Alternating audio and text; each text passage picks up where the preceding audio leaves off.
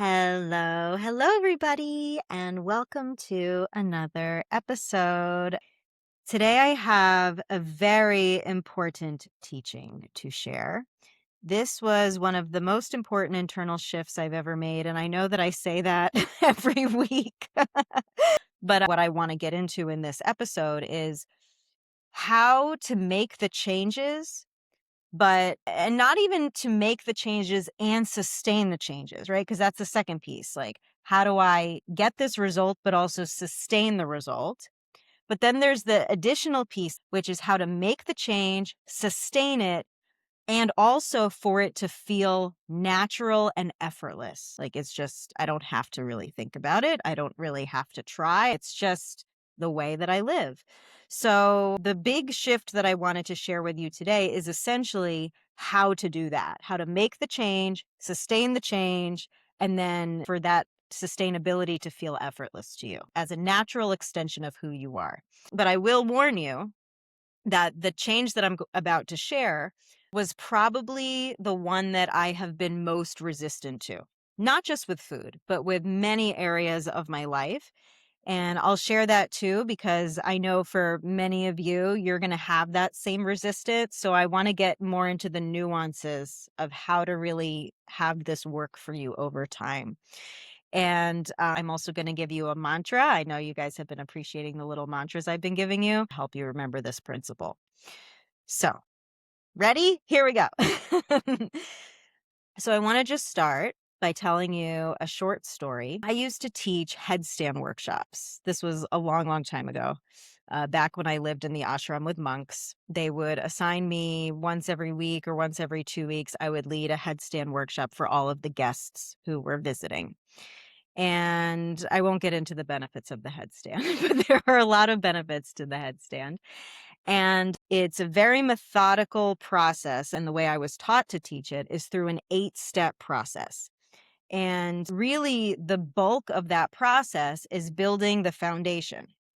So when I would teach the headstand, I would especially emphasize the foundation because what most people do is they just try to kick up, pray that they'll stay upside down, and then inevitably fall down. And the problem with this is not only is it not effective, but you can actually legitimately hurt yourself that way. So there are always these groups of people who were very happy to go step by step with me. I would say, all right, step one, we're going to just build the core strength and we're going to practice that. And they would do with me, build the core strength. And then, okay, we're going to bring one leg in and we're going to hold it there. And they would be happy to follow me. And we'd just go very methodically. But there was also always at least a few people in the room who would just be impatient and they would just fling their legs up into the air, flail around upside down, and then fall out sideways, fall out backwards. And I'd always be so stressed out because I didn't want anyone to hurt themselves. And I would even specifically go over to them and I would say, all we're doing right now is we're bringing the one leg into the chest and we're holding it. And I'm spotting them to do it. And they just fling their legs right up as if I didn't even give them the cue at all. And as you can guess, the people who took those methodical steps and were building their foundation and building their core strength and everything they needed to have a very strong, steady headstand, when it actually did come time to bring their legs up fully into the air, they were able to hold it. Not only were they able to sustain it, but many of them got to the point where I got to, where it actually felt very easy. Like I was able to hold a headstand for 15 minutes back then. The people, on the other hand, who were always flinging their legs up in the air, they would hold it for like a second and then immediately fall out. So it was a very stressful workshop for me to teach because of those people sometimes. And it seems obvious as I'm saying it to you. I'm sure you're like, well, why didn't they just follow the step by step? Why are they trying to fling themselves into the headstand? But I'll tell you, this is exactly what we do with food. Exactly what we do with every time that we tell ourselves, okay, starting tomorrow, tomorrow's Monday or tomorrow's the first of the month, I've got my spreadsheet. I'm going to wake up at 5 a.m. I'm going to have my green smoothie. Then I'm going to make sure my lunch is under 600 calories. Then I'm going to make sure I don't eat dinner past 5 p.m. No sugar, no carbs. And part of that is because we know we so urgently need to change, right? We've been harming ourselves. So especially if you've had this long period of binges or lots of sugar or something, it's like, all right, I got to get myself back on track. I got to start holding myself accountable. So we set very strict guidelines because we say to ourselves, the structure is what's going to help keep me in line. The problem with that is it's so far away from where we are and we don't have the foundation. It's like somebody who just flings their legs up into the headstand, hoping that magically they'll be able to catch themselves and sustain that position. How are you supposed to sustain something like that? Whereas the people who take the time to build, it seems like it's slower. We're taking our time, putting one leg in and then putting that one leg down. But what's actually the slower path? Because the person who's consistently just throwing their legs up in the air, hoping to catch themselves, they're not building anything. And you can see it with food too. Like somebody who says, I stuck with my diet for 3 months this time. Last time I only stuck with it for 2 weeks. That's progress. I would argue it's not really progress because you're trying to stick with something that was never going to be sustainable in the first place. Ultimately, willpower's not the thing that's going to give you the natural, easeful, sustainable, healthy lifestyle that you're actually really craving. Isn't that what you really want? Is for this not to have to be so much effort and so much thought power? Like, we shouldn't have to muster up all of our motivation just to not eat the whole refrigerator, you know? We want it to be just a natural extension of how we live, that we don't think about food unless we're actually hungry. And once we eat, then we don't want to eat anymore because we're satisfied. That's the ideal natural way of eating. Now, for somebody who is really desperate for a big change, it's an understandable inclination to say, okay, well, I'm just going to stick to this. But it's the same thing with the headstand example. Let's say someone flings their legs up into the air and they flail around a little bit less than before and they hold themselves up there for 3 seconds instead of one. They're like, oh, I'm making progress. That was 3 seconds instead of one. No, it's not progress. You still haven't built any of the foundation. That's why with the weight loss stuff and the trying to stick to the food rules, it gives us the illusion of progress, because if we were just binging all the time and now we're following very rigid rules, it's like, oh, I've made progress because before I was doing this and now I'm in control.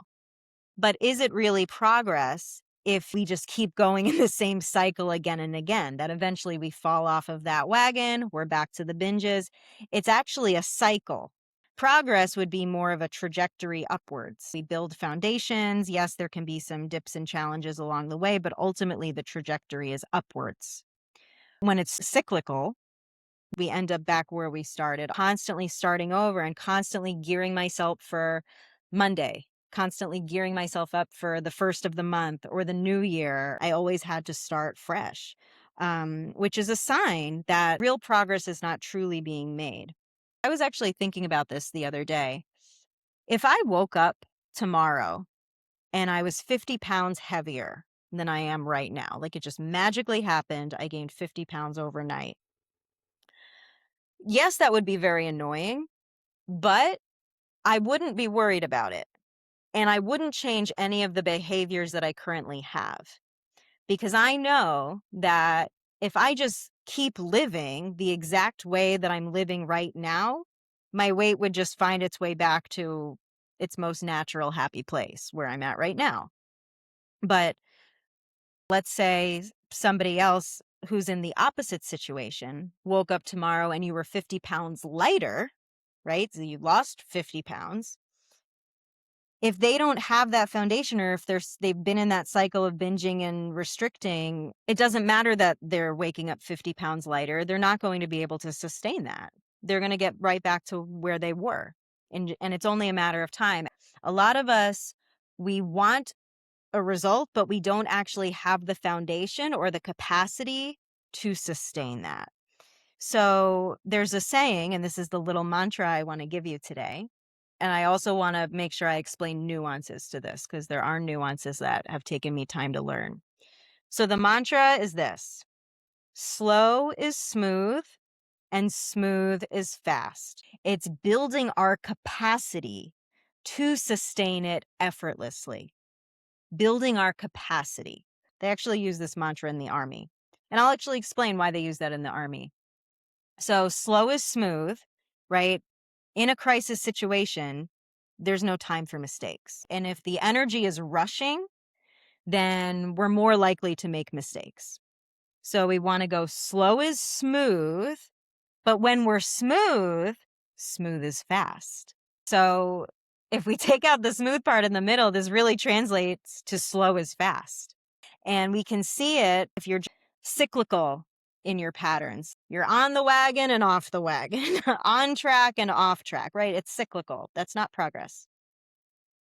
When we take the time to do things properly, that's when the results actually come faster. And I tell this to my clients because it's very natural to be impatient about things, especially if we're ambitious, results oriented people. But it's also important to be strategic for the sake of efficiency.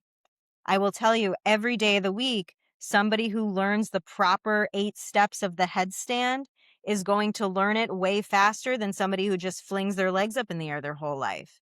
And if you've been in that cycle of restricting and food rules and dieting and then going into binging and emotional eating and going back and forth between those things, you know better than anybody that that doesn't work.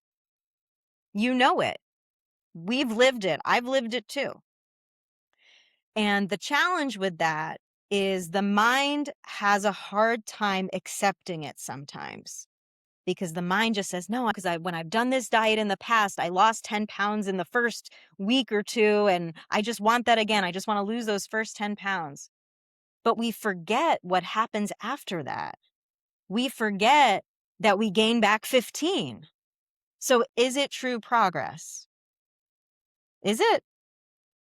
We know it's not. We know it's not.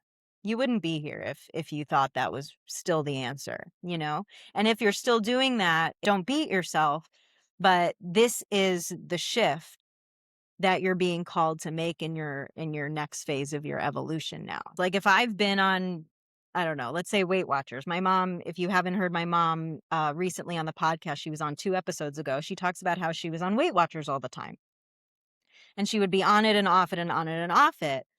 And she used to have the perception that Weight Watchers worked because when she was on it, she would lose weight fast. And when she was off it, she would gain the weight plus more back. It took her years to make the connection that one is not separate from the other, that her process of how she lost the weight was actually creating the result of gaining the weight back. But instead, what she was doing was blaming herself. She would say, oh, Weight Watchers is what works. I'm the problem because I can't stick to it. So a lot of us do this because we remember the feeling of getting those fast results and how good that felt. And that's honestly a big part of what's so attractive and appealing about every new diet, every new drug, every new injection that comes out is we see these before and afters and we hear these shiny stories about people who had these massive results with zero effort and zero time, and we want the same thing. But with all of these things, we see it unravel. Like, look around. You'll see it unravel with everybody. The people who were putting these drugs on the pedestal and praising them, just gained weight back 4 times faster than they ever have before. And now they also have diarrhea and their digestion is all messed up. There is no shortcut for this. The long way is the shortcut. But when you actually embrace the quote unquote long way, when you embrace the slow, it's so fast. It works so fast. And I'll tell you, I have been extremely resistant to this. Of course, in the beginning with food, I would say really the thing that actually slowed me down was when I was injured. and I couldn't out exercise my bad eating anymore. This is what happened 10 years ago. And something clicked for me. I knew that I needed to be able to sustain this, or else I was going to end up obese. It was going to be inevitable the way that I was eating. That was really what first helped me make that change to slow is smooth and smooth is fast. But I'll tell you, like, since then, I have found myself resistant to the same principle that I believe in and know works, but I've still found myself resistant to it in other areas of my life. And back when I first started this business, actually, I was in these like business mentorship programs because I had never had an online business before. And like, yes, I had an expertise, but I didn't know anything about technology, marketing, or like anything at all.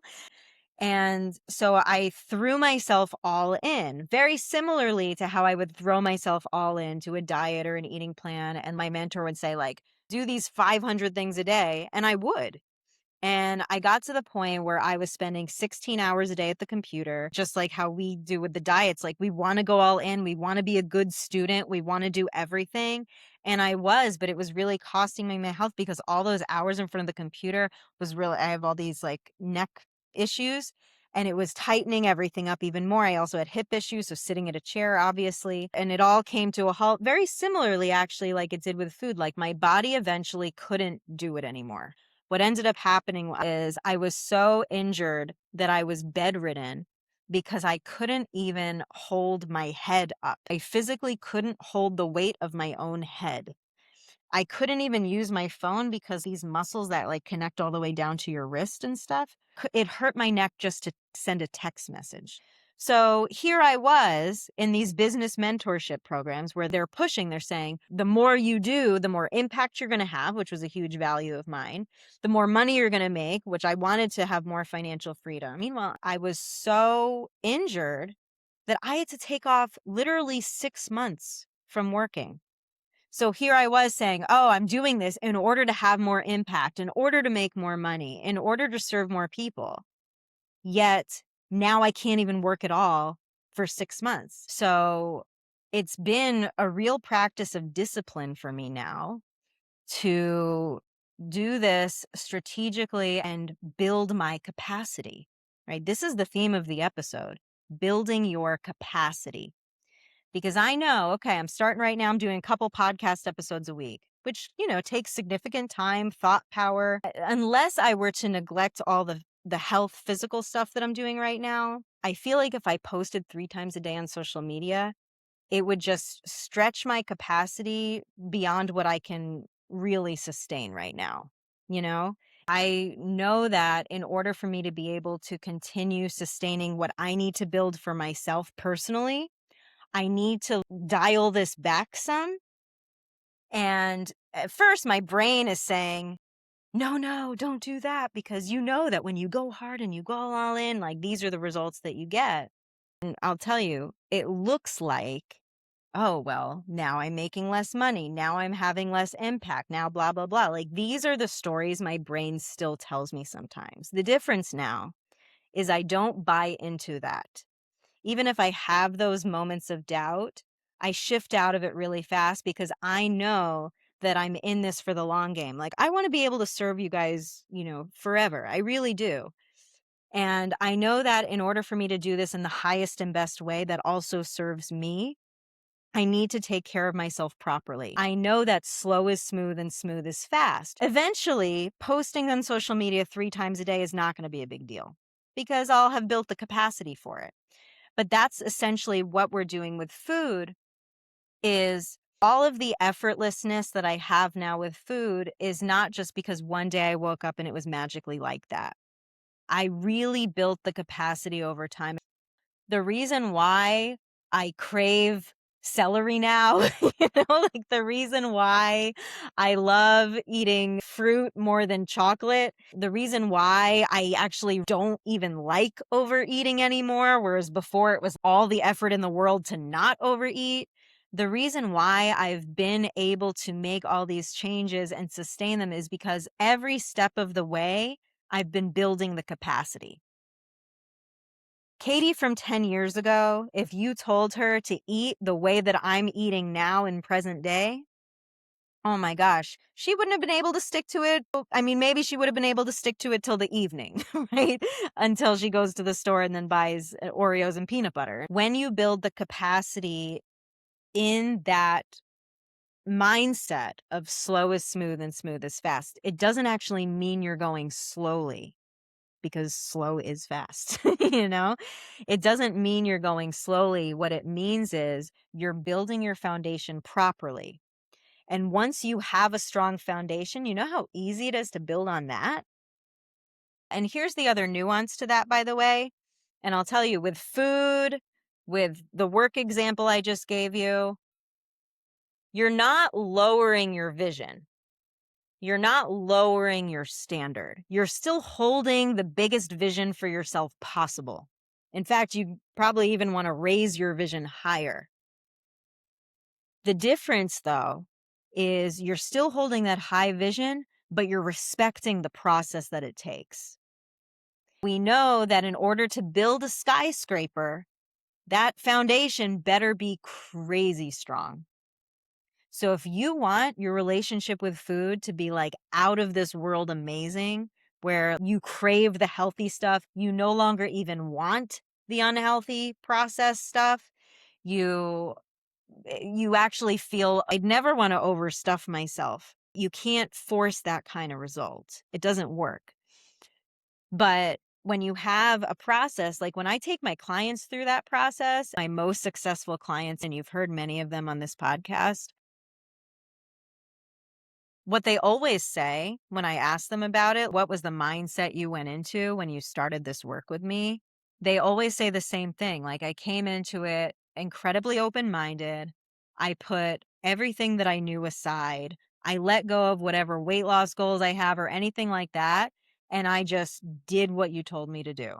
That's respecting the process. You know, when my trainer at the gym, if I want to do like a really hard skill, like a muscle up, that's definitely out of my reach right now. That's my vision. I actually want to be able to do multiple of them. My vision is very high, but when my trainer breaks down certain little exercises and gives me little things to focus on and says, okay, do this 10 times, do this 10 times, I don't say, yeah, but I want to do the muscle up. I trust the process. She knows what she's doing because she can do the muscle up. So I know that if she's breaking down these exercises for me and telling me to do these exercises, even if it looks nothing like a muscle up, I trust that I'm building the strength and mobility that I need to have to eventually be able to do that. So this is why it's the slow is smooth and smooth is fast philosophy.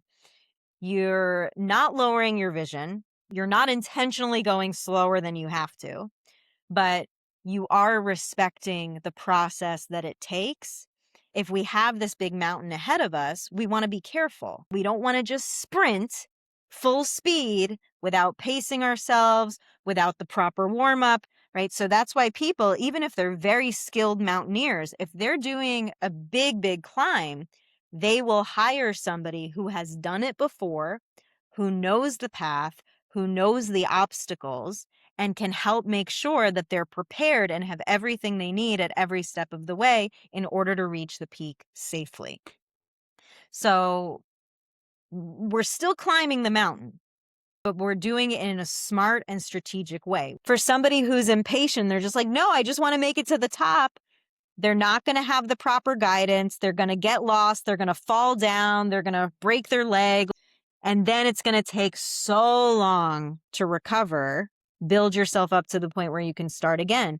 But then if you start again and you still haven't learned that lesson and you try to do it again without the proper equipment, without the proper guidance, without the proper warm up, guess what? You're going to break your leg a second time. And this is the pattern I see people go into with all of these food, quick fix kind of stuff. And we would see that as being absurd with any other thing in life. Like if you're learning any skill or if you started any new job or you're training for a marathon, right? You're not going to run 26 miles on the first day of training for your marathon.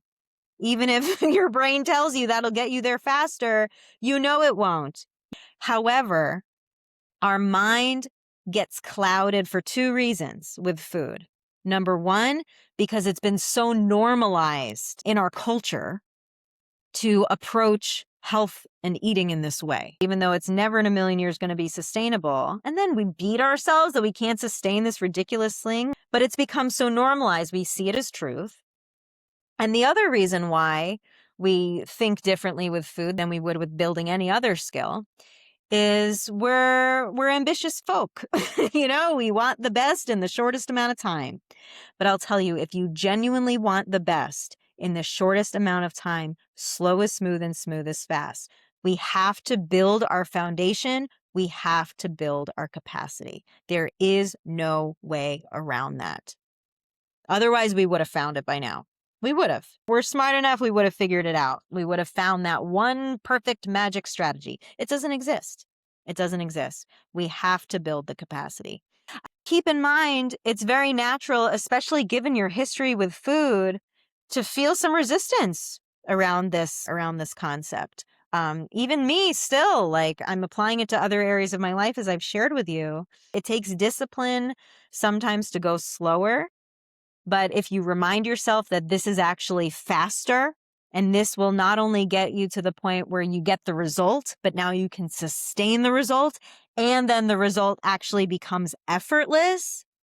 Oh my God, it is so worth it, and it happens so much faster. It really does. The quick fixes are truly the slowest possible route you can take because you're just going in circles. It's like just flinging your legs up into the headstand for the rest of your life without ever trying to build the foundation. It's never going to stick without it. And on that similar note, if you're ready to actually build your capacity for a relationship with food that does feel easy to sustain, that does eventually feel effortless, this is exactly what we build in the new normal. That is where you and I work together, and I coach you step by step in that process. Because without knowing exactly how to build that capacity, it's always going to feel flimsy, like you're throwing your legs up to the handstand, just kind of praying you're going to stay up there. It's not going to feel stable to you. If your vision for yourself is really high and you do want to have a super healthy relationship with food, where not only do you stop binging, but then from there, you get to the point where you actually crave the healthier stuff more than you crave the unhealthier stuff. If you want to get to the point where it actually sounds really unappealing to you to overeat, it is required for you to be able to build this capacity. That is what I'm here for, to be that guide as you're climbing the mountain, making sure you have every skill you need in order to be able to build this ongoingly. So the difference here is we're not trying to stick to a plan. Yes, I have a structured program that you will follow, but in that structure, what you're doing is you're building skills and capacity. So it's not like you join and then it's like, oh, I have to stick to what Katie said perfectly and I have to follow every second of this plan. That's not how it's designed. It's designed for you to build skills and build that skyscraper, because your foundation is so strong, you can literally go as high as you want to go. So if you have this vision for yourself where you want your relationship with food to feel healthy, sustainable, and eventually get to the point where it's effortless, this is exactly what I can help you with. So if you want the information for that, you can go to my website, katiepapo.com/programs, and you'll see the new normal. That's where I can help you build this capacity to literally go as high as you want to go. So remember, slow is smooth and smooth is fast. And my hope is that you can really allow yourself to embrace this concept, because what I want for you is not just to reach a result, but to be able to sustain it, to not fear that it's going to collapse, but to just have so much confidence that you are solid and you can just build as high as you want from here. So with that, I will say I look forward to seeing you next week, and I'll talk to you soon.